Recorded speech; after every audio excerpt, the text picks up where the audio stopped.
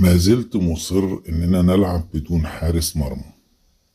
أحمد عبد المنعم لا يحرس مرمى الإسماعيلي، لا خروج على الكرات، واقف تحت العارضة ومفيش رد فعل.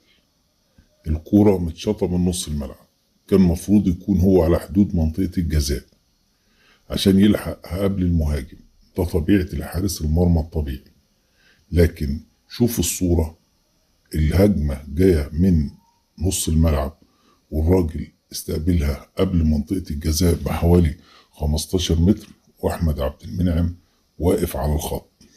أحمد عبد المنعم مصيبة في دفاع الإسماعيلي. أحمد عبد المنعم كارثة. أي حارس أفضل من أحمد عادل عبد المنعم. وحسن منصور خطأ لشاب